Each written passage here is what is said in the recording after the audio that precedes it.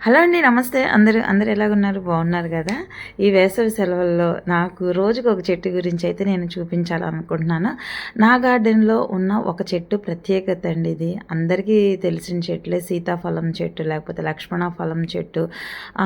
ఎట్లాగో ఇదొచ్చేసి రామఫలం చెట్టండి. చూస్తున్నారు కదా ఎంత పెద్దగా ఉంది. ఈ చెట్టుని నేను ఎంతకు కొన్నాను, ఏంటి, దేంట్లో ఉన్నది, దీన్ని నేను ఏ విధంగా ప్రతి సంవత్సరం సేవ్ చేసుకుంటున్నాను అనేదైతే మీకు వివరంగా చూపిస్తానండి. చాలామంది అంటున్నారు, అక్క ఒక లాంగ్ వీడియో అయినా పెట్టక్క అని. అయితే నాకు సెలవులు ఇచ్చారు కాబట్టి ఈరోజు ఈ మంచి చెట్టు అండి. ఎందుకని అంటున్నానా, శ్రీరాముడికి ఆకలి తీర్చిన చెట్టు అండి ఇది.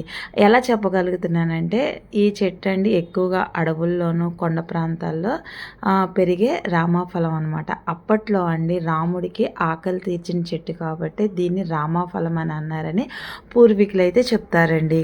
మరి అంతటి విశిష్టత కలిగిన చెట్టు మన గార్డెన్‌లో ఉండడం మన ప్రత్యేకత కదా! చూస్తున్నారు కదా 7 గంటలకి ఎంత ఎండగా ఉందండి. అయినా సరే మన చెట్లన్నీ ఇంత పచ్చగా ఉన్నాయంటే మనం వీటి గురించి తీసుకునే కేరేనండి. చూస్తున్నారు కదా రూ. 100 టబ్బులో ఎట్లాగా కాండం చూడండి ఎంత, అంటే దీనికి నేను ఎన్ని పోషకాలేస్తే భూమిలో ఉన్నట్టు పెరిగిందండి రూ. 100 టబ్బులో. అయితే నేను దీనికి ఏమిచ్చాను, ఏమిస్తూ దీన్ని ఇంత బలంగా చేసుకోగలిగానైతే మీకైతే నేను చూపిస్తాను. నా దగ్గర ఉన్న పండ్ల మొక్కలన్నీ మ్యాక్సిమం రూ. 100 టబ్బుల్లోనే ఉన్నాయన్నమాట. అయితే నేను నెక్స్ట్ కొంచెం ఎండలు తగ్గిన తర్వాత అయితే మారుస్తానండి. పక్కనే వచ్చేసి వాటర్ యాపిల్, ఇదొక రకం రెడ్ అండి. చూస్తున్నారు కదా, మనకి ఏ సీజన్ ఫ్రూట్ ఆ సీజన్ మన గార్డెన్లో ఉంటుంది. కానీ కొంచెం అప్పట్లో నేను చిన్న మొక్కలు కాబట్టి రూ. 100 టబ్బుల్లో పెట్టానండి. ఇప్పుడైతే ఇంకా నేను సీజన్ మారే కొద్ది ఇక అన్నీ నెక్స్ట్ ఇయర్ కల్లా బ్లూ డ్రమ్ముల్లోకి అయితే వచ్చేస్తాయండి. ఇప్పుడు రామఫలం అనేది పూత మీద ఉందండి. ఈ పూతకి నేనేమి ఇచ్చాను, ఇప్పుడు ఈ పూతతో ఉందండి. శ్రీరామనవమి కల్లా మనకి ఫ్రూట్స్ అనేది వస్తుందండి. నాకు ఇప్పుడు ఇది సెకండ్ అనమాట. ఫస్ట్ ఒక ఫ్రూట్ వచ్చిందండి. సీతాఫలం చెట్టు ఫ్రూట్ ఒక టేస్ట్ ఉంటుంది, రామఫలం చెట్టు ఫ్రూట్ వచ్చి ఒక టేస్ట్ ఉంటుందండి. దీంట్లో గుజ్జు ఎక్కువగా ఉంటుంది అనమాట. నేను మళ్ళీ మీ అందరికీ ఫ్రూట్స్ వచ్చిన తర్వాత అయితే చూపిస్తానండి. కొమ్మకి పూత అయితే బాగా ఉందండి. అసలు ఈ పూతంతా నిలబడాలని నేనైతే కోరుకుంటున్నా. మరి నేను వాటికి ఇచ్చిన కంపోస్ట్ కూడా మీకు చూపిస్తానండి. ఎక్కడ దీనికి వేరు తెగులు అనేది కానీ లేకపోతే కాండం తెగులు అనేది కూడా లేకుండా దీన్నైతే నేను చాలా సేవ్ చేసుకున్నాను. ఎందుకంటే ఎప్పటికప్పుడు నేను సాయిల్ని లూజ్ చేసుకుంటా, లేదంటే సాయిల్కి వేరుకి ఏ విధమైన కుళ్ళు లేకుండా, లేకపోతే వేరు తెగులు లేకోకుండా ఎప్పటికప్పుడు కొంచెం దాని చుట్టూతో వేపపిండి ఒకటి వేస్తానండి.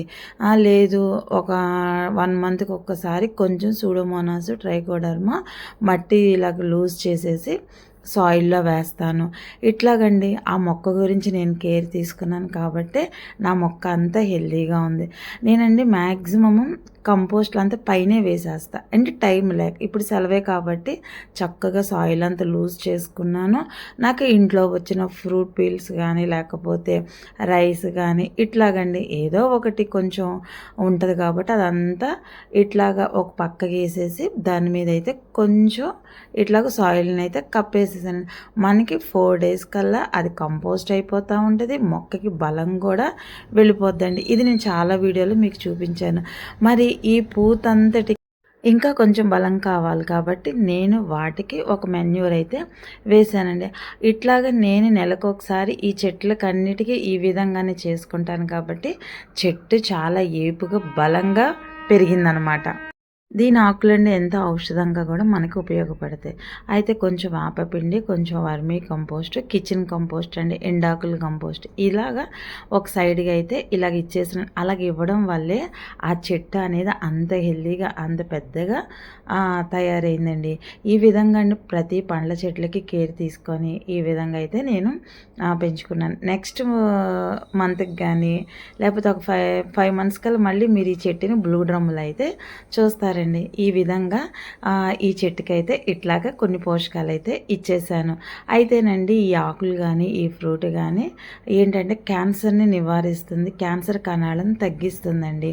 అట్లాగే ఈ ఆకులండి మనము పరగడుపున కూడా లేత ఆకులు అయితే మనం నమలవచ్చు అనమాట.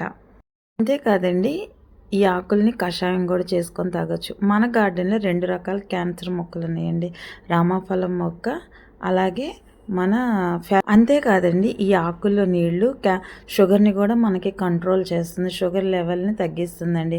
మరి ఇంతటి ఆరోగ్యకరమైన చెట్టు మన గార్డెన్లో మనం పెంచుకుంటే ఎంతో మేలు కదా. మరి అందరూ కూడా ఇలాంటి చెట్టునైతే ఒకటి నాటండి. నచ్చితే కనుక ఒక లైక్ చేయండి, షేర్ చేయండి, సబ్స్క్రైబ్ చేయండి.